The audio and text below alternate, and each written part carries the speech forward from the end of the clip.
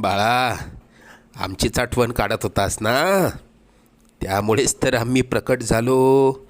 अरे मायबाप मानतोस ना आम्हाला, मग तुला पैशांची गरज असताना सांगायचं ना. कोणापुढेही हात पसरू नकोस.